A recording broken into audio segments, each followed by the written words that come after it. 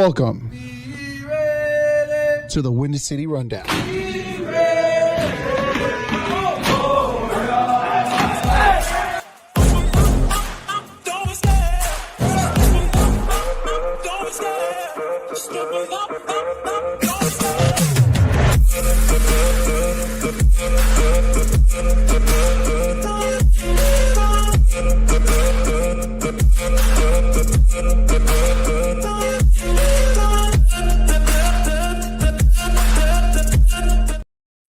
Yeah, what's up, everybody? Welcome back to another episode of the Windy City Rundown. I am Eric Avila. That is Jose Contreras. We are here live for you guys talking about the unfortunate loss yesterday of our beloved Chicago Bears. Jose, Bears suck again. Oh, is that what it says? That's what it says if you guys can't read it, but the Bears suck again, guys. And it was a very all right, Jose, how first of all, how are you? Let's go with that one. I'm good. No, I'm good. Yeah. If you're asking me how I am after the Bears loss, I mean I got my own thoughts about it, Eric, but honestly I'm good, man. Nothing too crazy. Nothing too crazy. And you're absolutely right. I mean, yesterday was just one of those games where we got a lot of highs and we have some really low lows, Jose. And let me just go on and ask you, man, on a scale of 1 to 10, how'd you rate yesterday's game for the Chicago Bears? On a scale of 1 to 10, fuck. I think it's a tale of two games, man. I would say the first half it was like we were at a solid 7, and then the last half I would say a 3. Pretty bad. I mean, overall, yeah, I think a 3 is a very good number to put on Jose. And to be quite honest with you, man, it was one of those games where, man, dude, like you couldn't ask for a better start than what the Bears did yesterday. Obviously, I didn't even know. You could have asked for a better start. You could have. I mean, but the way how the Bears started to actually have a touchdown on their opening drive, I don't think it gets any better than that. The Chicago Bears, I didn't know this yesterday, but they were one of 3 teams of that didn't score or didn't have a scoring touchdown drive last season. And shame on me for not knowing that. Obviously, I should have known that, but I didn't. For some reason, I thought the Bears did score a touchdown last season, but I guess not. But even then, so Jose, everything else looked pretty sweet, pretty swell, looked like Ben Johnson knew or knows what he's doing.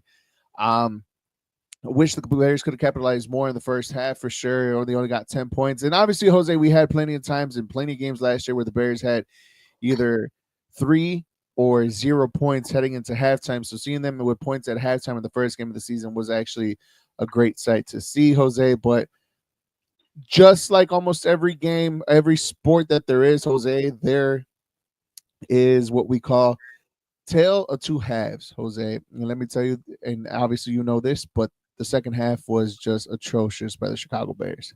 Dude, it was bad. Yeah, it was pretty bad. But I guess it was bad because of how they looked the first half. It's like you're looking at them, okay, they look pretty good.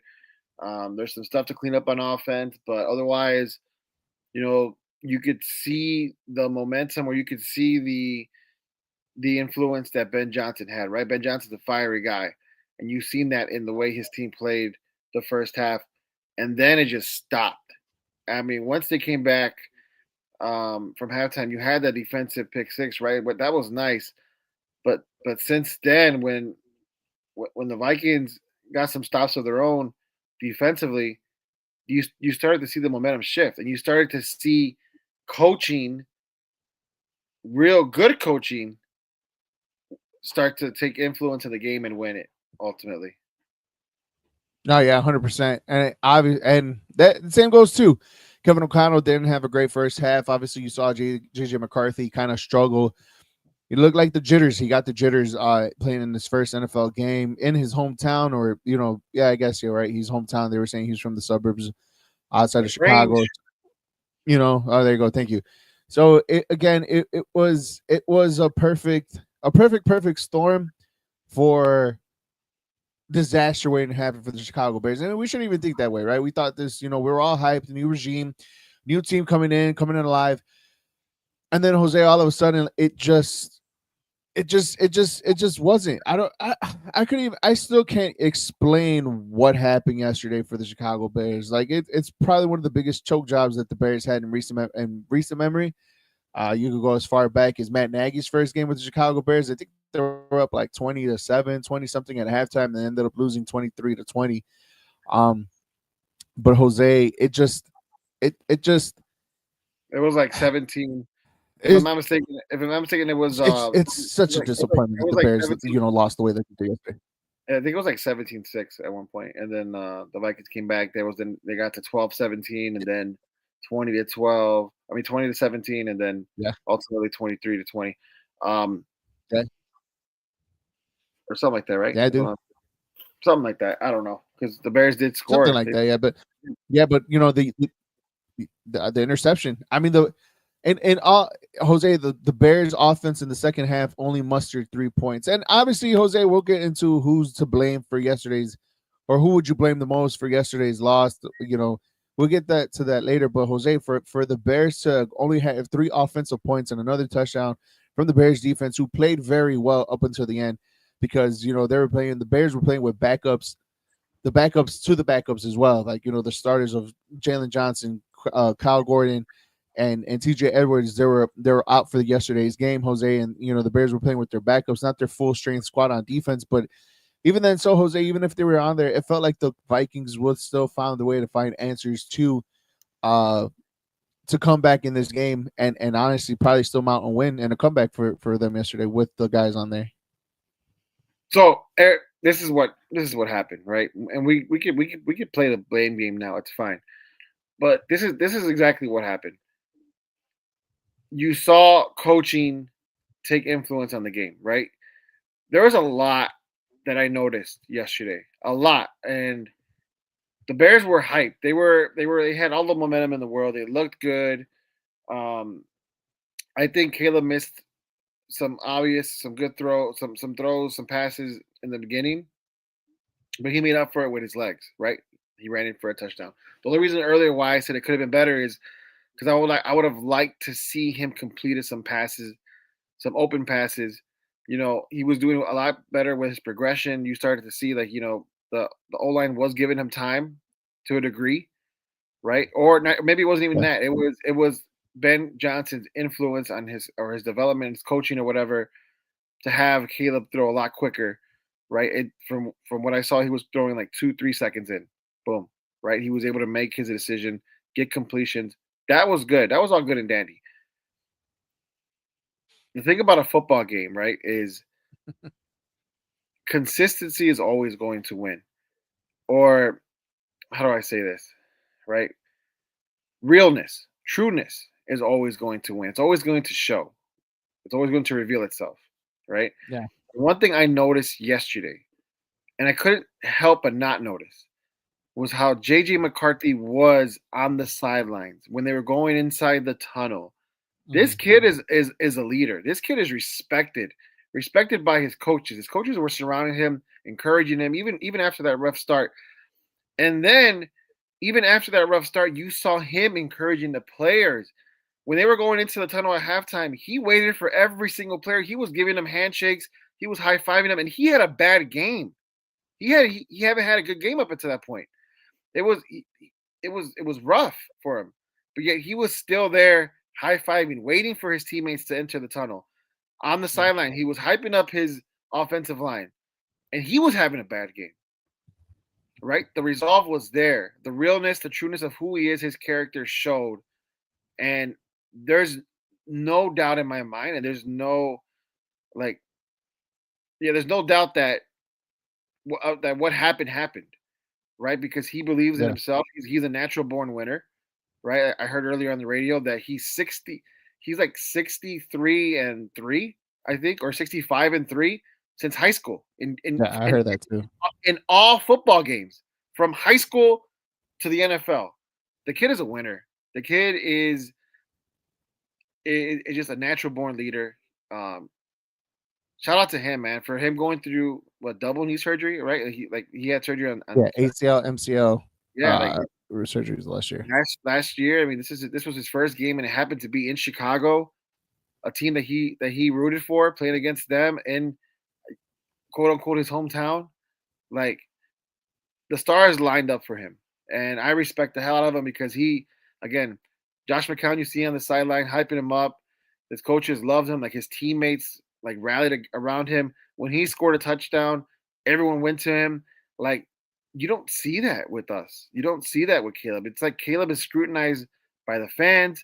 You could tell like that maybe some of the players scrutinize him a little bit for who he is, and Caleb was having a good game. He was doing great, but you didn't see, at least not this year, right? At least not last night. And I'm not saying it doesn't happen behind closed doors. I'm not saying that he's not well respected or lead. I'm not saying that. What I'm saying is it was literally two different stories being told on each sideline. One with Caleb playing well, and then one with JJ McCarthy not. But you've seen all the support from JJ McCarthy. And you've seen all the love that he was getting from his teammates, from his coaches, and you would see him reciprocating that back.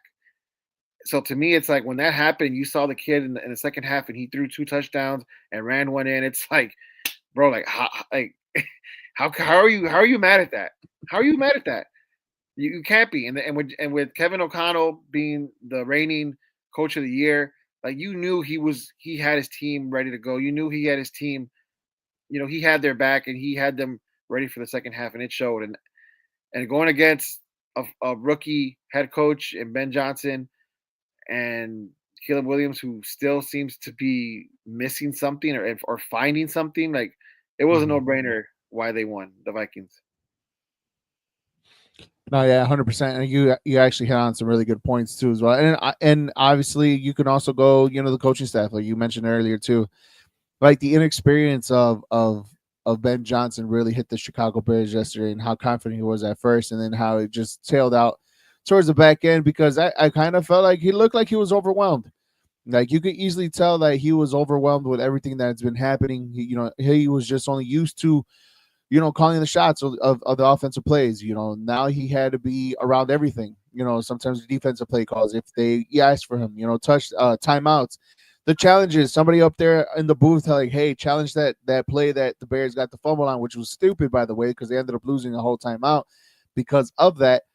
It just felt like, hey, we gotta, it's just not offensive. Now he had to do all three aspects of the games, and it just felt like for the first game, he felt overwhelmed, and what made him feel kind of outcoached, from Kevin O'Connell and obviously from Brian Flores too as well. Don't get me wrong, Jose, they did a great job yesterday of keeping, the pressure away from Caleb Williams up until the tail end. They did an amazing job. Caleb Williams did the best he can to evade and not really have more than 2 sacks of yesterday's game. He could have had more, but Caleb's legs kind of got him out of it. But Jose, it just it just felt like an utter disappointment yesterday's game, how it just ended from the start that they have and how they finished it, man. Like there's no other way to put it. A lot of people feel angry. I know I've seen a lot of people yesterday posting that, Tyler Bagent should be the starter for week 2, which is stupid and idiotic. It just felt like this game was just one of those games where like they just had to go through with this new coaching regime, with this new identity of the Chicago Bears, and they really need to get rid of all the kinks that they still have left over from last year into this upcoming offseason that just happened. Well, look, if I could play devil's advocate on the topic that Tyler Bagent should start, right? I wouldn't go as far as saying it's stupid or idiotic, but I would say that it's too soon, for sure. The reason why I say I wouldn't go as far as being stupid or idiotic is because I looked at Ben Johnson's face throughout that game.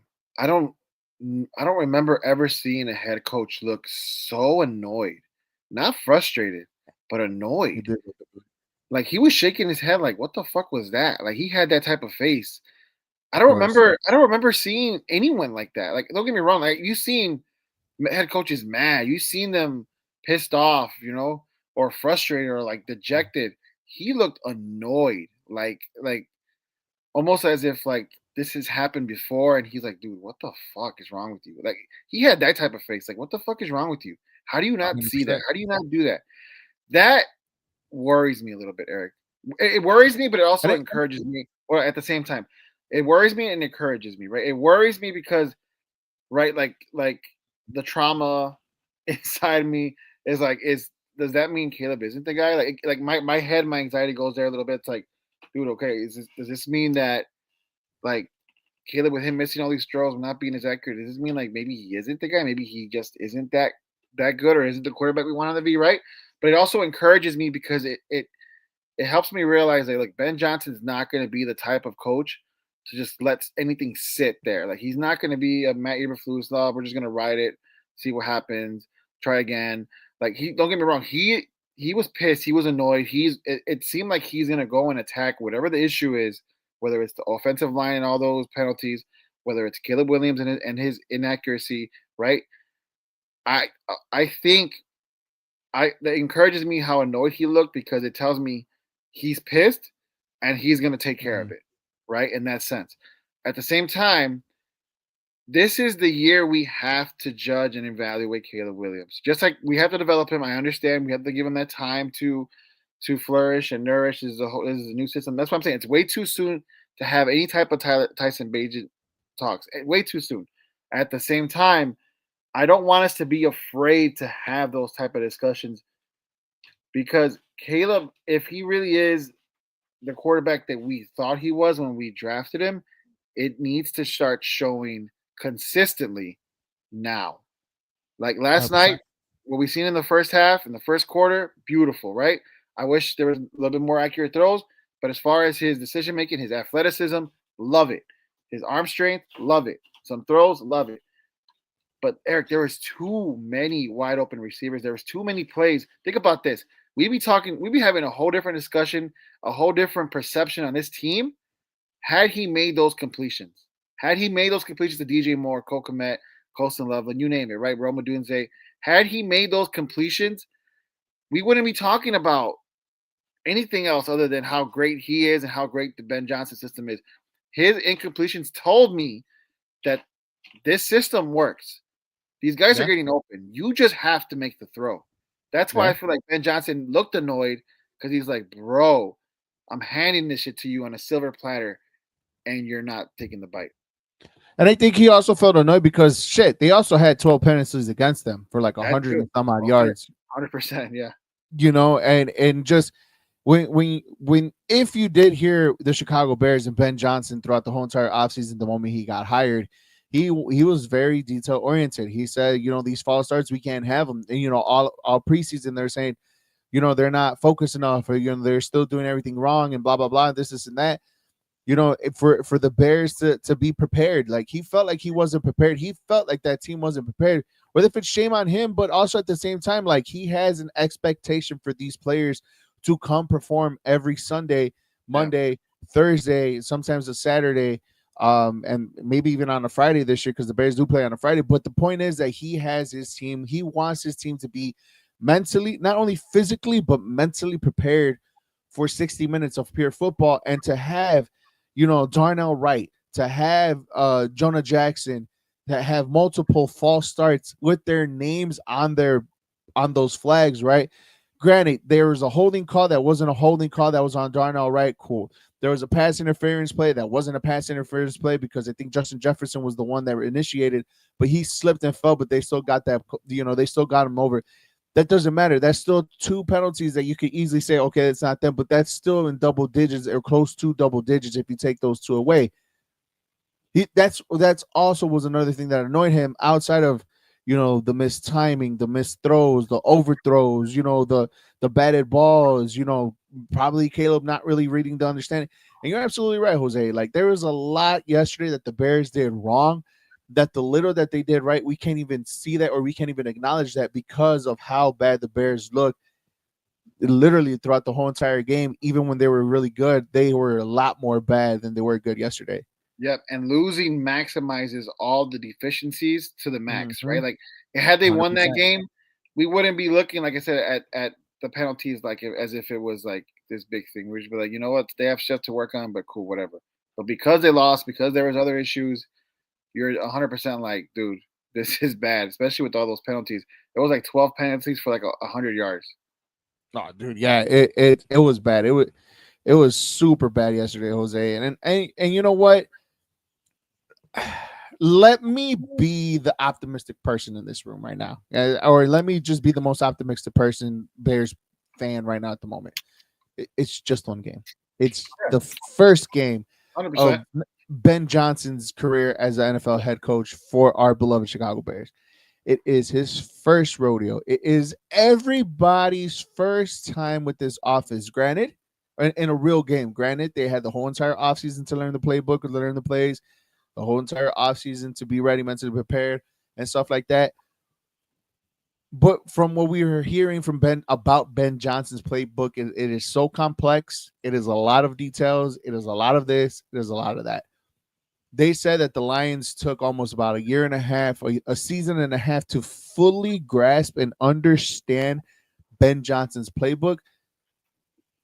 And you got to give it time. But that team was so completely different than this Bears team because literally Ben Johnson's kind of, if you kind of see it, he's sort of kind of starting from scratch because there's really no type of Pro Bowl or high caliber talent on this team that they just barely brought in this year.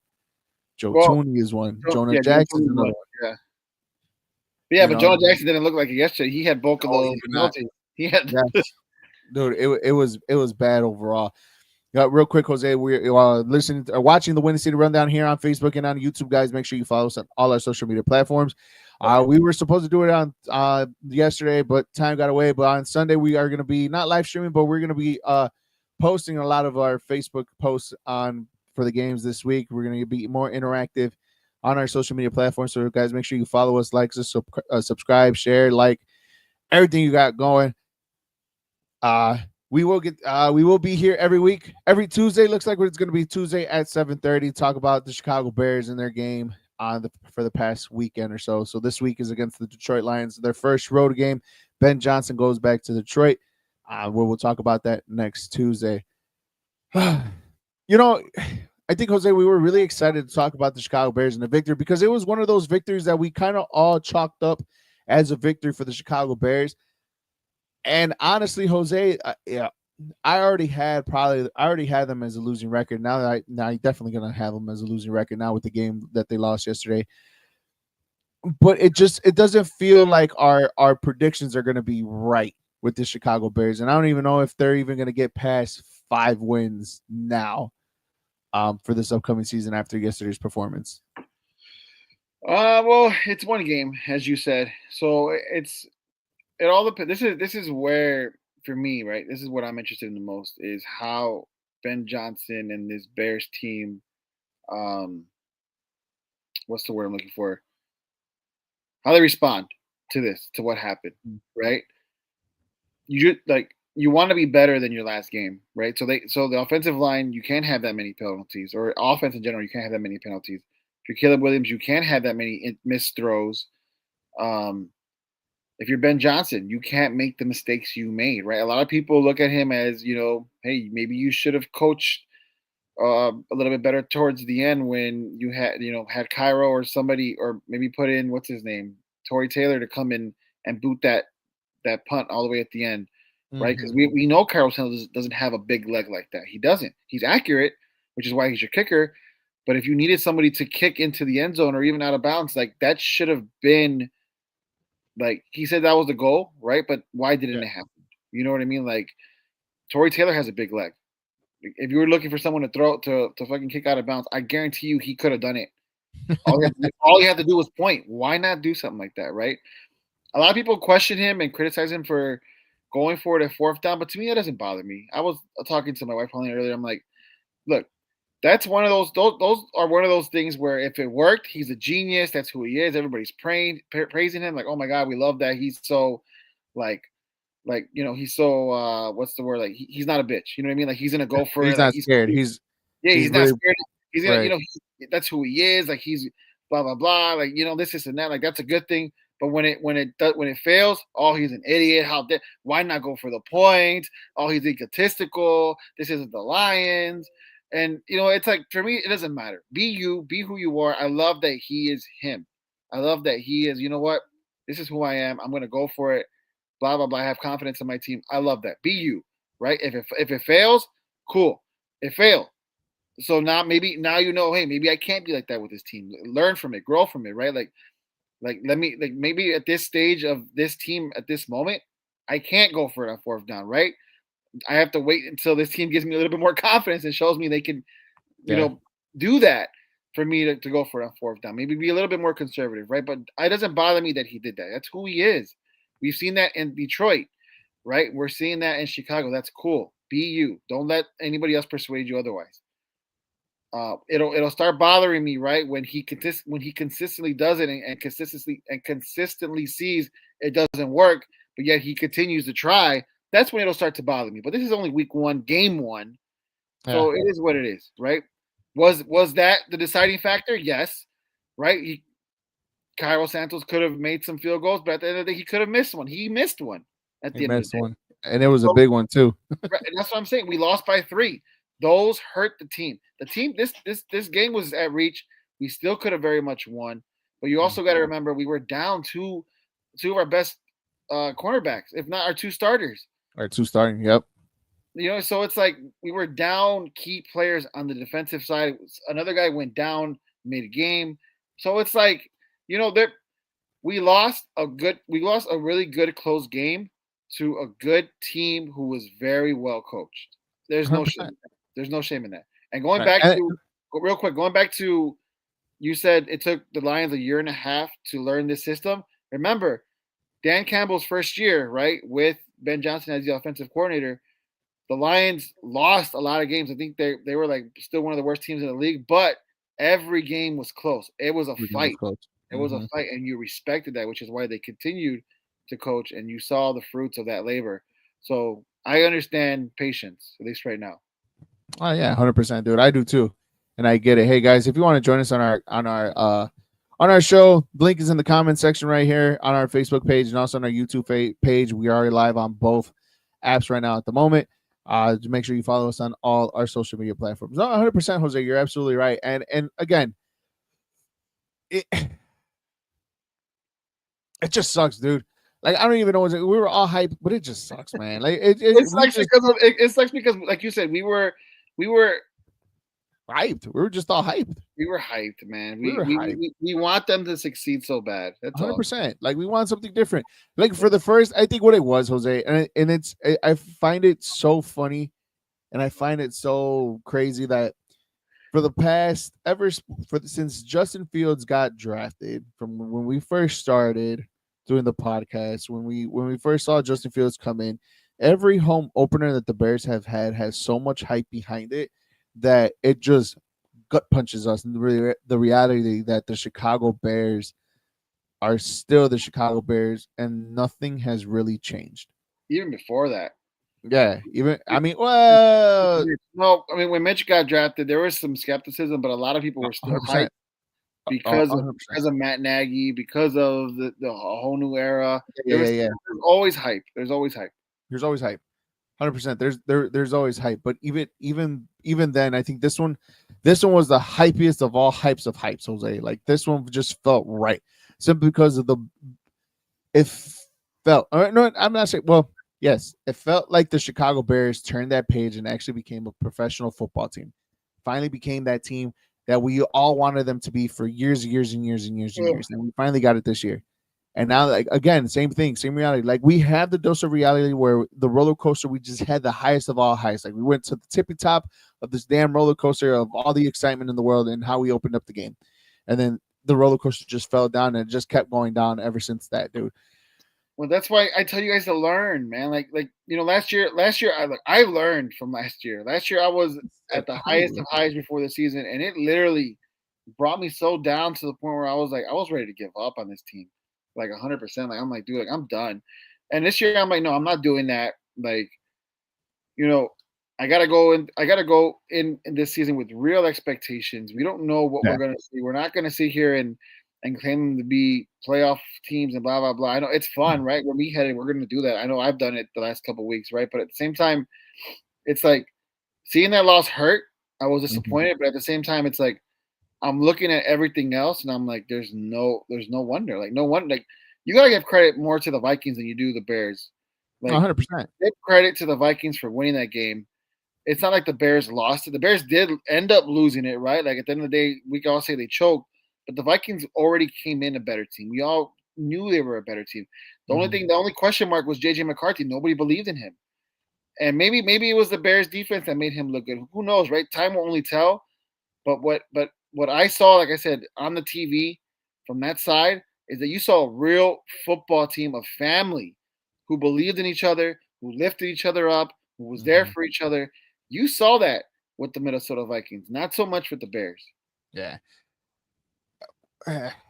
And I don't know if you're again, I don't know if you're really digging deep into that, like how you see all that, you know, the family wise, and I get where you're coming from. I don't know if it's that deep.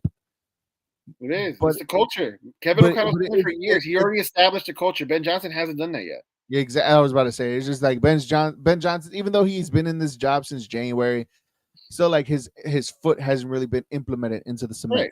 You know what I mean? It's gonna take a while. It's gonna take a while for him to actually, like, you know, put his like you said, his flavor, you know, his stamp on it. His stamp of approval, how the Bears are going to be. And this is why I feel like you said it again. If you listen to all the Ben Johnson's press conferences, and if you watch or listen to the Chicago Bears, read the Chicago Bears, he said that he's going to get a good feeling about the Chicago Bears after their bye week, after week 5. Jose, we got 3 more weeks left before that happens. Jose, 4 more weeks left actually, because they got a week 5 bye. But he says he's going to get a good understanding about the Chicago Bears by the bye week. And that between time, it's a game against the Cowboys, a game against the Raiders, again against the Lions. Not in order, but those are the next 3 opponents that the Chicago Bears have before their bye week. Yeah. This team can possibly maybe look completely different after the bye, and where his stamp of approval is like, all right, this is my team, and I'm playing these are my starters, unless if they get hurt. I'm not gonna lie to you, even at quarterback. Even at quarterback. That's what when I heard that, that's what told me. It was like, hey, offensively, I'll know what I have by week 5. And that's saying something, right? Because he's had both him and Tyson Bagent this entire time here in Chicago. Like Tyson Bagent, even though it was only preseason, he has shown, I believe, things that Ben Johnson likes, right? So don't be surprised by then if Caleb continues to struggle, or if he continues to like miss throws, or continues to overthrow or underthrow people. Don't be surprised. Don't be surprised if he makes that change, right? That doesn't mean that Caleb's all of a sudden no longer going to start.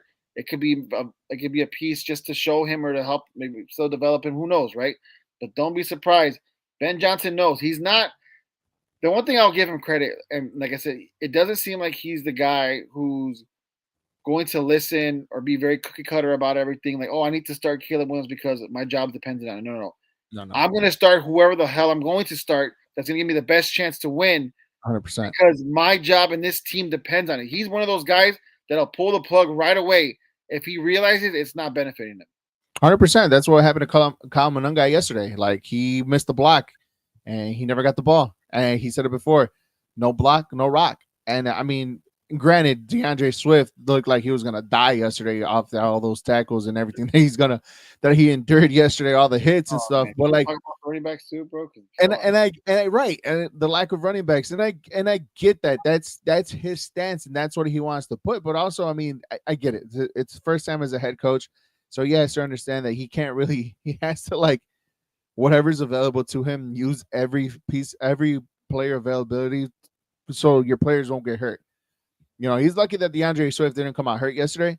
But again, it's you could tell, like, that's probably step 1 of what we're gonna see. You miss a block, you don't block, you don't get the rock, and the rock wasn't shared to Kyle Monangai. I mean, 17 carries for DeAndre Swift, and it was a lot of carries outside of the passing plays that he had. You know, so I mean, it's gonna show slowly but surely. It's gonna show. You know, Trapillo may be on the right side starting next week because Darnell Wright had a piss poor of a game. How many false starts was he had? How many holding calls were on him? You know, Jonah Jackson too on the right side. You know, how is that going to change? How is that going to affect? That's your key, one of your key free agent signings this past offseason. So you're gonna see a lot. Caleb Williams has to be improved though, Jose. Caleb Williams has to have his layups, man. He needs to connect to those passes. He needs to read his receivers like when they're open. It has to be quick decisions. Yes, yesterday he was a little quicker on the ball, Jose, but you still saw the tendencies of our boy Caleb Williams and just holding on to the ball way too long. Whether if he decided to run out of the pocket or not, whether if it was scripted or that was the play call or not, Jose, like he needs to trust himself and he needs to trust what he sees in the receivers that he has wide open right away and just fling it, but with a touch. He can't just be throwing bullets left and right He all throws over the field. man. He's it, and what it is, right, is that he still has the trauma and anxiety from last season. He was the third most quarterback to be sacked in history. He was the most. What you mean third most? He got sacked 60 some odd times, my guy. No. But I'm talking about in NFL history. He was tied for third. Oh, you're talking about history. Yeah. He like no, I'm like that's saying something. Like it's one thing. Like he was the most last year, but as a rookie, for third, right? As a rookie, the trauma is there, right? I don't think Ben Johnson and that coaching staff realized how much that trauma was there until they saw it yesterday because of they don't hit him in practice. You can't, right? Right. They're red shirted, orange shirted for a reason. 100%. So like I think they got to see, in real time how much trauma this kid still has from last season, which is why he's throwing bullets because in his mind, I gotta get this ball out quick, and he has such an arm. He does. Right? Such a big arm that's gonna come out with a fucking zip. 100%. So it's crazy, right? And that's how talented he is. But at the same time, you're 100% right. Where like you can't the easy layups, right? And then you heard Troy Aikman, like you gotta when you have layups, you gotta lay it in, man. Mm-hmm. Some of those throws were just simple throws that you should have been able to make, and you didn't. And those throws could have gave you the game. There was a lot of touchdown passes that he missed, man. A lot of them. That's why for me that tells me Ben Johnson's systems work because you're seeing these wide receivers get open. You're seeing the plays open up. Defense are like, what's going on, right?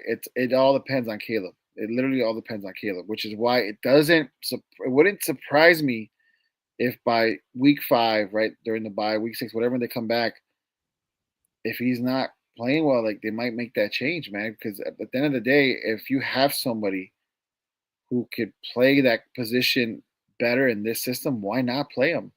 I mean, it is what it is. Like it's gonna suck for us because we want Caleb to succeed so bad. But at the end of the day, we just want a team that's going to legitimately contend. You know what I mean? And at this point, Eric, I could honestly say I'm rooting for Caleb always, right? But it does like it wouldn't hurt or like to me it's just like hey, like I'm rooting for this team.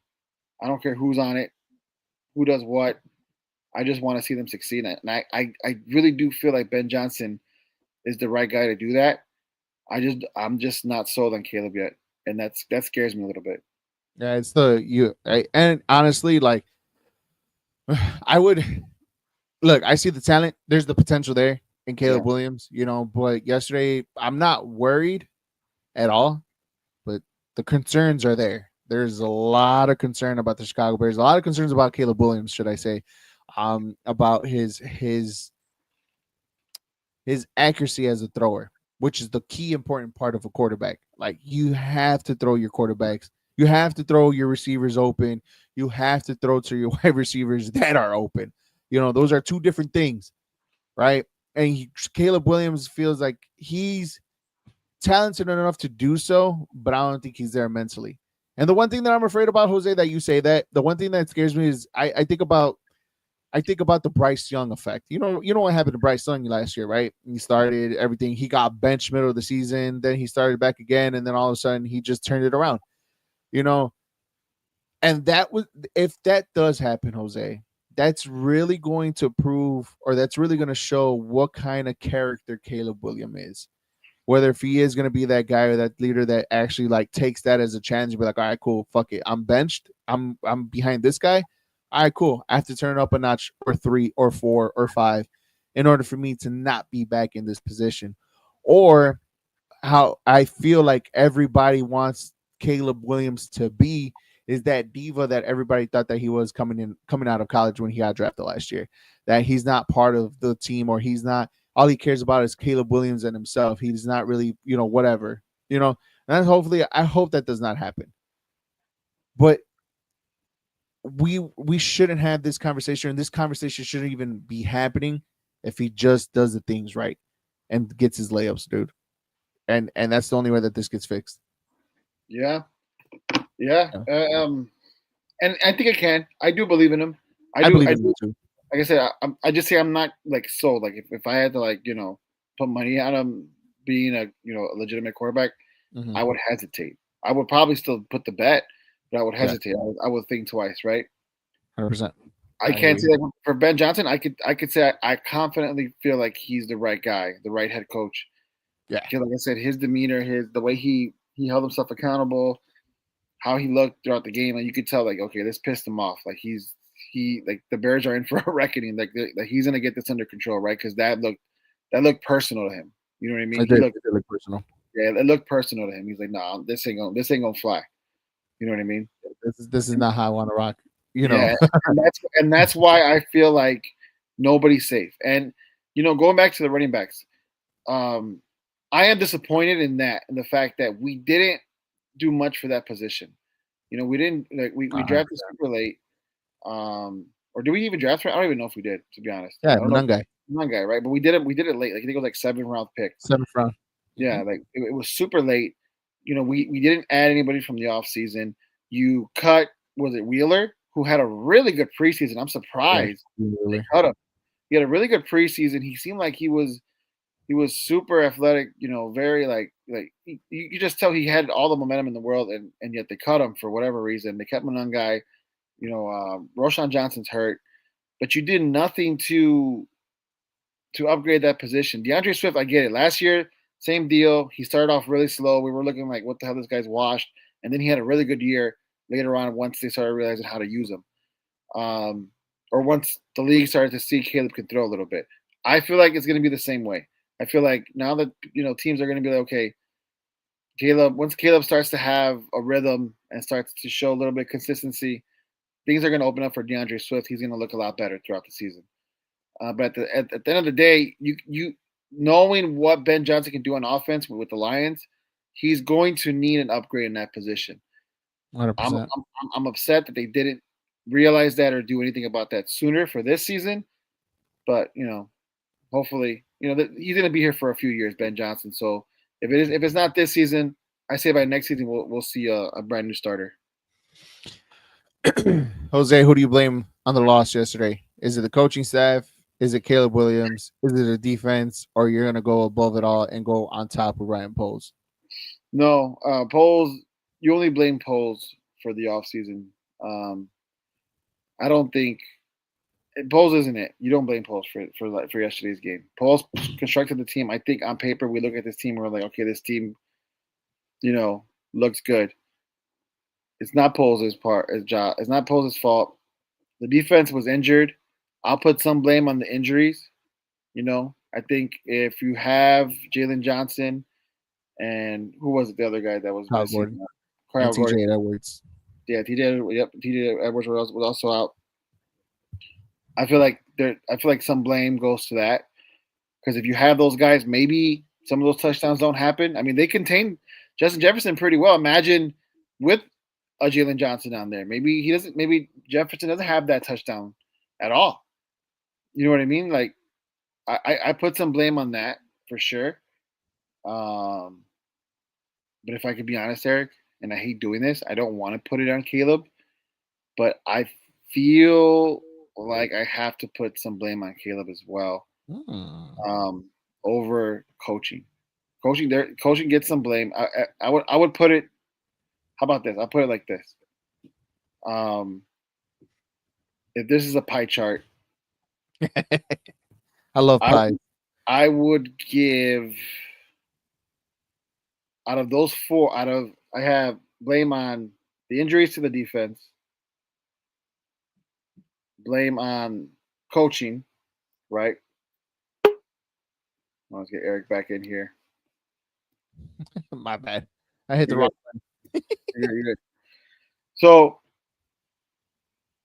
those four. Blame goes to injury to the defense. Yeah. A little bit of coaching. Yeah. Caleb Williams, and then the penalties, right? Right. Majority of the penalties fall under coaching though, because the coaches are the ones that are supposed to be prepared for this. Well, majority of them are false starts, Jose. Yeah, majority is false starts, but you got to blame the players. Those are the players for those false starts.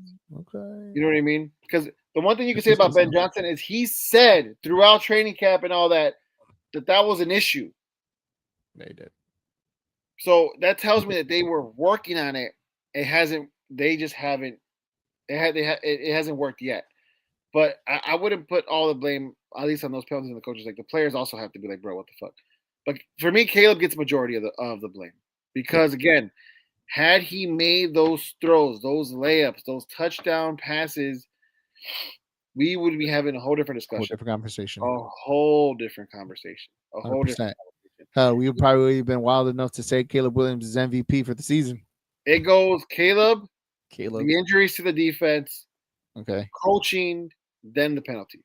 I would say Caleb for sure, and then the penalties because I think they go hand in hand.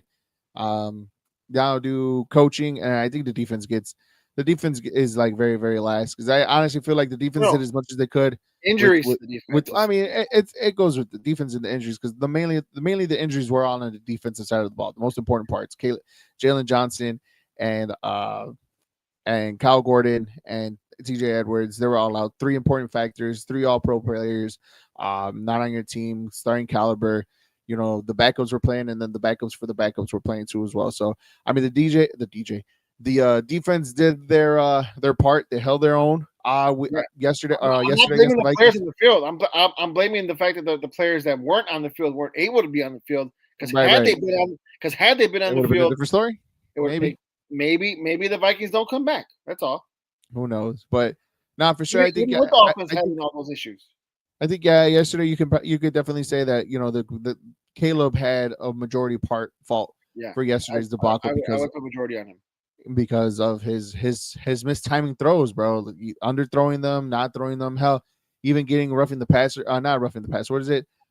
Intentional grounding. You know, even though he tried to make a play, cool, whatever. I understand that, but there's a lot that Caleb Williams needs to fix. There's a lot of that Caleb Williams needs to work on, and it goes hand in hand, and he's going to be magnified by 1,000, especially now with this new coaching staff. That Caleb Williams needs to be on point, 90% of the time, because obviously you're a human being. Shit happens during games, bro. But yeah, yesterday was all on Caleb, and then whatever happens. I got a comment on Facebook. Jose Zulu says, "Go Pack, go." He's a Packers fan. Let's go around in the NFC North, and obviously, just as going back to the pie chart, really, really fast, right? Really fast. If those four, right, 25% equals 100, 28% goes to Caleb, and 24 to everything else. How about that? Okay, that sounds about right. I'll say right there. 70-30. Caleb, 70% Caleb's fault, 30% everything else. No, I'll put it like that. No, 28, 24, 28. Okay, 28. fine. We'll go your route. But yeah, around the NFC North, Jose, let's get into it. On Sunday, the Packers did play against the Detroit Lions, and man, let me tell you, that Packers defense, bro, fucking, I hate to say this, bro, but they're legit. They're fucking hate to say this too, but they're Super Bowl contending defense caliber. But that's just that you hate it, but you got to respect it, man. Respect. I do. That team is always consistent with quarterbacks. They've only had 3 quarterbacks in the last 30 plus years. It's crazy. As we had 15, 20. That's what I'm saying. It's wild. And they're blessed with great coaching, and they're blessed with quarterbacks, great quarterback play. And that's it. That's it right there. When you have both of those consistent, it is what it is, man. All you gotta do is add the pieces around them, and good things are gonna happen. They're literally the opposite of the Chicago Bears. That's why we hate them so much, because they're everything we want to be, 100%. and 100%. we can't beat it. We can't beat them. We're always going to be little brother to them. It sucks. They're probably the favorites to win it all this year. Oh Um, no, at least from the NFC, they are. They're the NFC favorite. side. They're the team to probably represent the NFC But for once they sure. get to the Super Bowl, anything can happen. So they could probably win it. So I wouldn't put it past them. It sucks. But yeah, man, they look scary. They do look scary indeed, Jose. And that I mean, that was just a game of men amongst boys. But also at the same time, if you look at it on the flip side, Jose, on the Detroit Lions, man, you could tell that they're missing everything. Now, it just looked a team that was just out of sorts, out of whack, just adjusting to everything that's happened to them this past offseason. And rightfully so. I mean, Aaron Glenn going to the Jets, Ben Johnson obviously coming with us. They lose the passing coordinator to the Jets as their OC. They lose Amon who's the wide receivers coach? What's his name? What's his name? Regardless, they lost. Regardless, they You guys lost a know- lot of coaches on that staff, and Dan Campbell can only do so much. But give it to them, man. They fought as far as much as they could on that team, but they got overwhelmed by a good Packers, not a great Packers team. They got overwhelmed by them, man. And honestly, if there's any plus side or a negative side, however you want to see it, Jose, we face against those Detroit Lions on the road this Sunday, Jose. How after what we've seen from both teams, man, who has the edge? Who are you more confident that is going to come out on top on Sunday? You always got to be confident in the better team, and the better team is still the Lions, no matter what. Yeah, they have coaching from the outside looking in. We say it's coaching issues because they look completely different from the team they were last year, right? And the only difference from this year and last year were all the coaches that were still there that aren't there anymore. Mm-hmm. So that being said, the talent's still there. Their head coach is still there. They just gotta believe in themselves and realize who the fuck they are, and they're the Detroit Lions, a really good fucking football team. So once they get that, once they start to be like, you know what, like guys, we're still the Detroit Lions. I'm still Amon-Ra St. Brown. I'm still Jahmyr Gibbs, David Montgomery, Jameson Williams, you name it, Jared Goff. Those are still great players. Once they get in sync with whatever the coaching is, whatever the system is, whatever the case is, right? Once those cogs, begin to turn, then they're gonna be a good team again. I'm always gonna believe in a good team, and they're a good team. So I would say the Lions have the advantage. At the same time, it's very interesting to see how Ben Johnson, like I said, regroups this team because again, he has something to prove. 100%. Just as much as the Lions have to prove that hey, it wasn't just Ben Johnson and blah blah blah. He has a lot to prove that hey, I am like head coach worthy. Like like he knows that place in Detroit, there's going to be a lot of boos, a lot of trader talks. There's going to be a lot of FUs and this and that. So I'm very, very interested to see how he game plans for the Lions, a team that he knows very well, players he knows very well. So I wouldn't put it all on the Lions to win just yet because I do think that if there's anybody who could defeat this Lions team, it's Ben Johnson because how well he knows this Lions team. But it can also be vice versa. The offense knows Ben Johnson's system very well.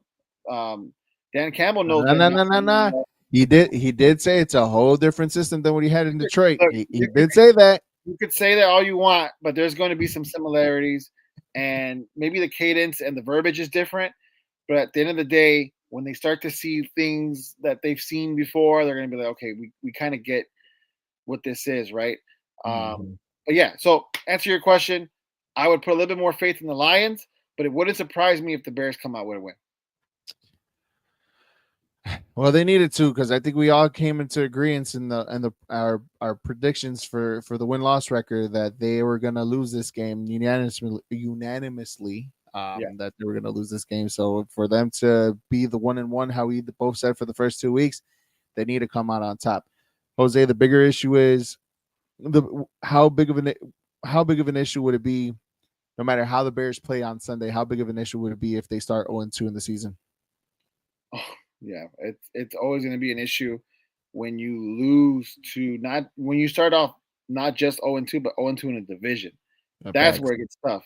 Because look, we already know the Bears aren't world beaters. They're not gonna be in the playoffs because they're a dominant team. If they do so, it has to be because you have a good record in your division, right? But if you start off 0-2, that becomes more unlikely. That's a double whammy if you go Yeah. 0-2, not only record wise, but 0-2 in the division. 100%. So it's you rather come out 1-1. You rather show and punch the Lions in the mouth a wounded dog already. But one thing about a wounded dog, it's the most dangerous. So they're both they both yeah, they both come in pretty wounded, pretty dangerous. But like I said, Dan Campbell and that Lions team have a little bit more what's the word I'm looking for?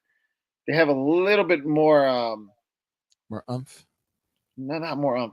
The word I'm looking for is like consistency. They have a little bit more I can't think of the word, but they've been there before. You know what I mean? They've been there before. I hear you. They know what they're doing. You know what I mean? I don't know why I can't think of the word right now, but I'm pretty sure everybody knows what I'm talking about. You'll probably text me and be like, "How is this word?" Yeah, it'll come to me. Once I talk to Paulina, she's gonna be like, "Is it this?" Like, yeah, 100%, 110%. Yeah, literally the better version of me, the better half, the better brain, all that. No, 100%, 1,000%. Yeah, you know what, dude? It's one of those games where I'm just I don't even know what to expect anymore. Like I don't. And yes, we said that you're right. The Lions have the better team. That's the side that you lean on the most, and obviously they're favorites, gambling wise. You know, we're not going to give you any gambling advice, especially on the Chicago Bears, because fuck, we don't even know. I mean, although I had a really good gambling weekend. Good job, congratulations. I picked them games, boy. And good shit. But yeah, dude, I just I want the Bears to turn out right. I want them to be good. I want them to turn this around real quick. But again, like you said, a wounded dog is the most dangerous dog, and the Lions are a very dangerous team, especially now that they're having their home opener too as well. Yeah. On top of that, like I said, and then Ben Johnson comes back, a guy who left them. It's like a girl leaving you for another man. You want to show her you no, I mean that is though, Eric. You want to show her what she fucked up. Like you want her to regret that decision. You want to show her what she's been missing. Yes or no? Look at the Milwaukee Brewers with the Craig Counsell situation. Last year, when Craig Counsell went to the Cubs, the Brewers dog walked us all season. They won the division. They literally, and even this year, they're showing Craig Counsell, you fucked up. You made the wrong choice going to the Cubs, right? 100%. Like that's what the Lions want for the Bears and for Ben Johnson. They want to teach him the same exact thing, man. So, it's a home opener. They're gonna be rowdy as fuck. They're a dangerous team because they lost to the Packers. Yeah, they're gonna be pissed off in a lot of ways. Great analogy. Leave it to Jose to bring some type of relationship advice to our podcast. Leave it to Jose. Jose, and let's before we end the show, man. I mean, we also have to talk about the breaking news that happened earlier today too, as well. And what's the breaking news? Jose, we might have to bring back the Sports Mulligan segment. Yeah. For the Chicago Bulls, because what in the actual fuck? Look, sitting down and thinking about it a little bit, right? No. I'm not trying to persuade. No. Listen to what I'm going to say, right? Oh my god. No, listen to what I'm listening. I'm listening. I'm listening. Listen to what I'm going to say, right? Listen, Linda. Listen. Right. Listen, Linda. We already know the Bulls don't know what the fuck they're doing. 100%. We already know that this team literally doesn't know what they're doing. The owner doesn't know what he's doing. 100%. So how can you be mad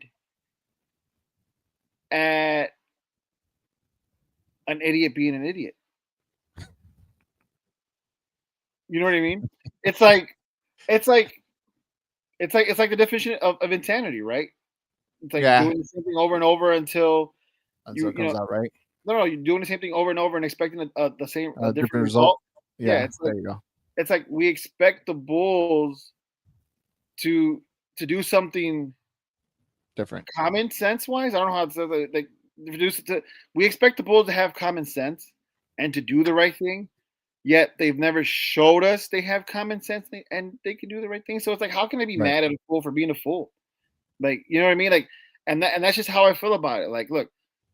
They could sit here and try to spin it and say, "Hey, we're gonna pay what's his name? I don't even know the kid's name anymore. Fuck, Giddy, right? Josh Giddey. Josh Giddy. We're gonna pay Josh Giddy because he shown us last year that he deserves the money. And look, and credit to him, he played his ass off. He had some really good games. He's shown the Bulls that there's something there. But again, just because you're hungry, you're starving, doesn't mean that the first meal you eat McDonald's is a 5-star restaurant. You could be starving for months. You go to McDonald's and it could be the best thing you ever ate, but because you're fucking starving, because you haven't ate in weeks and months. So the first Big Mac you get, you're like, bro, this is the best thing I've ever had in my life. That doesn't mean that's quality. That doesn't mean that's all Cheval, small Cheval. Give me a good burger joint. That doesn't mean it's Five Guys. You know what I mean? Like it's not the creme of the creme. And I think the Bulls are just starving for something, and they think they came across a beautiful big steak burger when in reality they got a McChicken or McDouble or McDonald's. You know what I mean? Josh Giddey played his ass off. Don't get me wrong. He played his ass off. He deserves some type of money. It just doesn't make sense for the Chicago Bulls to give him that money because they have nothing to surround him with. They've shown us nothing that they can surround him in general. I'm not saying he doesn't deserve money or a good contract or millions. I'm not saying that. I'm just saying the Bulls shouldn't be inclined to give it to him because they're in no position to do it. They're like, what are you going to do with Josh Giddey? You're going to trade him in a year or two. You're going to have to for that amount of money. Oh my god! Right, and then for that amount of money, who's going to want him when they know when every team knows he's just going to end up walking away for nothing because you have nothing to surround him with. There's nobody on this team worth keeping. Everybody is tradable. I don't care who you could name anybody. All of them are tradable. And then you have shown us that you cannot put a team together. That you cannot draft. I can't, bro, look at your last couple draft picks. There's potential, but there's always potential. And there's never progress. There's never results. Never. So, what are we doing here? What are we doing here? I mean, we're just... See, I told myself I wasn't going to get mad for Fool being a fool, but you're making me mad or just talking about it. I'm going to calm down because, again, I don't care. I boycotted this team for the last 2 or 3 years. I'm going to continue to boycott this team. I might even leave this team. I might even leave it. I should have done it. I might just throw it away. I don't know why you guys convinced me to stay. For 21 years. Why not just adopt that? I'm only 34 years old. I live in Indiana longer than I live in Illinois. Thanks. Why not just adopt the Pacers? I don't know. Man, dude, I should have just done it. I should have never just gave myself a stipulation, right? I should have just went off and I should have just done it, but it just, I get that's what the market says. I understand that. I'm not a fool. I'm not an idiot. I understand that the market says that you have to pay these guys top dollar if you want them to stay, right? But also I look at it at the same time and it's just like, what other team in the NBA would give Josh Giddey 4 years, $100 million? What team? I mean, a team would, but it has to be a team who's contending and needs somebody with his skill set to help them get him over the hump. Because again, he has the skill to help a team be successful and contend, Eric. But right. He can't be the best player. He has to be at the very most the third, maybe close second best player on your team. But he can't be your best player. He can't. It's just like they know what to do to turn me off and not watch them anymore. You know what I mean? Like it just, you already know it. I already told you a long time ago. You've already been turned off. They know how to keep you away. Exactly. They know how to keep me away. Thank you. And it's just one of those reasons why not just stick around anymore and just leave. Like I'll just be happy somewhere else, Yeah. Like I feel like there's no, how they always say there's light at the end of the tunnel, bro. This tunnel just began, and there's no light at the end of it. Won't stop. No, it didn't just begun. It's like you're walking. You're like, you're expecting it to end. You're like, bro, this is never Bro, ending. where? How? Do I go left? Do I go right? Like You this don't is even where know. Pitch black. this is doing Mount Moon in the very beginning of Pokemon without Flash. And here's the thing, Eric. I think you and I are both on the same page where we just don't want to go. We don't want to be bandwagoners and just go on a contending team. I'm totally okay with going to a team who's rebuilding, who sucks, as long as there's like a system, as long as there's a belief. There's nothing like that here in Chicago, and there hasn't been one in a very, very long time. And you can't trust that there's going to be one because look at the owner and look what he's doing, not only for this team but his other team. It's a mess, bro. Well, if you know me, what's the one thing I always do? I always talk shit about the Chicago White Sox, but at least this time the Chicago White Sox, they sort of kind of have a plan. Yes, and I think the plan is just fucking suck and then just do the best you can out of that. And I rather have that. No. But that's credit. But that's credit to the players and that GM, right? Because they're starting to get it together. But I guarantee that's not the owner's plan. The owner put whatever together, and even a blind squirrel gets a nut. That analogy, right? That's what's happening with the White Sox. Yeah, 100%. Just another normal, typical day of Chicago sports of just nothing but heartbreak and misery and depression. I don't think there's no light at the end of the tunnel. Like even the Cubs fucking suck. Even though they're winning right now 6-1, still no hope of them progressing anything further. Yeah, just a small market sports teams in Chicago and a big market city. That's how I always see it. It's unfortunate that us Chicago fans are getting this type of treatment, dude. And it is what it is. Let's just hope and pray that the Chicago Bears come out strong on Sunday in Detroit against the Lions. Ben Johnson's return to the Motor City as they face a very, very, very, very, very wounded Detroit Lions team. We're hoping for a win, but if we go by our predictions, we both got this as a loss. So let's not hope that the Bears go 0-2 to start the season. But let the Bears have a better showing that they did on Monday night on national TV. I'm a very committed man, Eric. I'm a very committed man. I'm committed to my Chicago Bears. I'm a very committed man. Okay. And at the same time, I'm going to sit here and I'm going to tell you, Eric, that I am going to flirt a little bit with the Chargers. I am going to feel like, hey, what's going on? I am going to talk to them a little bit, flirt a little bit. You know what I mean? Put on the charm. Like I'm going to do that a little bit. I'm going to do that a little bit just because I don't have faith in my Bears quite yet. They still got to prove it to me. You know what I mean? On the field. It's just flirting, something innocent, not crazy, even though I agree flirting is cheating in an actual relationship, but we're talking about sports, okay? And in sports, I'm going to flirt a little bit with the Chargers. The Chargers look really good right now, you know what I mean? They walk past me and I'm like, why are you looking at me like that? Why are you looking at me like that, Chargers? Chill. I'm committed. Fuck. I'm happy. Right. I'm happy. I'm committed. I'm happy. Stop. Right. Go away. As you turn around, breaking your neck. You gotta convince yourself. You know what I mean? Fuck. Oh my God. This is the way we're gonna end the show. Guys, thank you for watching. Thank you for tuning in. We will be better next week. We'll be on live at the same time, 7:30 on a Tuesday. Turn up on a Tuesday. After this, where we talk about the Lions and the Bears and anything Chicago newsworthy, sports newsworthy, next week too as well. Let's hope for a Bears victory. Let's be happy. Let's find some happiness, Jose. Let's find some happiness. At least I'm happy. Soccer's back this weekend. Finally, this is a long dreaded weekend. My boys are back. And yeah, Jose, this was a fun show. Great show. Appreciate you. For Jose Contreras, I am Eric Avila. We will be back next week, same time, same place. Jose, hit that outro. We'll see you guys. Where's the outro? No, I'm just playing. Oh, I got it. Oh, shit.